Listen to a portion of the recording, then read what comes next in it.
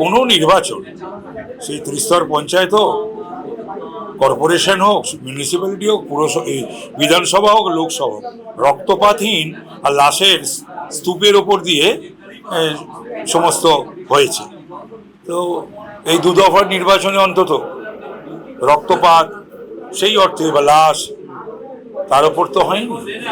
তাই তো এত জ্বালা তৃণমূলীদের, এত যন্ত্রণা। আপনি যে দু দফার কথা বলেন, কোন রক্তহীন ভোটের কথা বলবেন, নির্বাচন হয়েছে, নির্বাচন কমিশনও পর্যন্ত পদক্ষেপ নিয়েছে, কিন্তু অনেক জায়গায় দেখা যাচ্ছে যে ফলতাতে দেখা গেল বিজেপির জায়গায় টেপ লাগিয়ে দিয়েছে। সেখানে কি বলবো, সে প্রশ্ন উঠছে। সেটা ডিসিশন নেবে election commission of India. Tape ফেপ লাগিয়ে, কেউ বলছে সেন্ট লাগাবে, কেউ বলছে টেপ লাগাবে, এই সমস্ত করেই তো অভিষেক 7,11,000। 89.34 এখনো পর্যন্ত যা পোলিং এর রেট, এই কলকাতার খুব একটা সাধারণত দেখা যায় না, যায় না। তার কারণ হচ্ছে কলকাতায় 60, 62, 65 এইরকমই থাকে। এটাই মানুষ এত বছর ধরে ভোট দিতে পারেনি, দেয়নি তারা, এমনকি তৃণমূলীদের ওরা ছাড়েনি, তাদেরও ভোট দিতে দেয়নি। সুতরাং এই যে পার্সেন্টেজ অফ ভোটিং, এটা this is for a change, এটা পরিবর্তনের জন্য।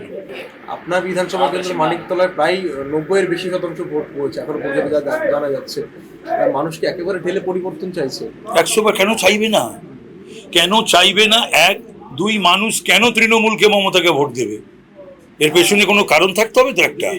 সে তো আমার গত লোকসভার নির্বাচন তো মমতা ব্যানার্জি নিজেই বলেছেন, স্বীকার করেছেন যে মনিটর করেছিলেন দিনভর। তারপরে কলকাতা পুলিশকে এবং দুর্বৃত্তদের কাজে লাগিয়ে লুট করিয়েছিলেন। এবারে সন্তুষ্ট একেবারে? সেটা তো হয়নি। মানুষ ভোট দিয়েছে, যাকে পেরেছে তাকে দিয়েছে, তাদের পছন্দের প্রার্থীকে, পছন্দের দলকে। 4 তারিখ কি হতে চলেছে?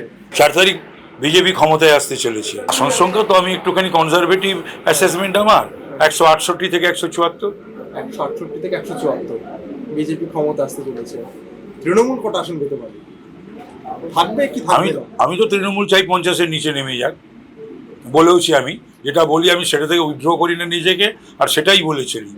যেটা বলি সেটাই বলি, বাড়িও বলি না, কমিও বলি না। আমি ইদানিংকালে সমস্ত মিটিংয়ে, ভাষণেতে, বক্তৃতায় বলেছি যে 50-এর নিচে নেমে যাবে তৃণমূল।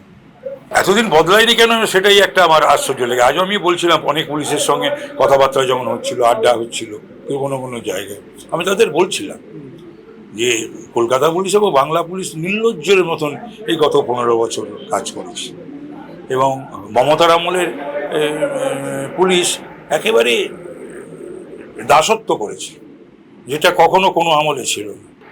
তো সেইখান থেকে বেরিয়ে আসতে হবে। তো কংগ্রেস আমলে এরকম ছিল না, সিপিএমের আমলেও এরকম ছিল না।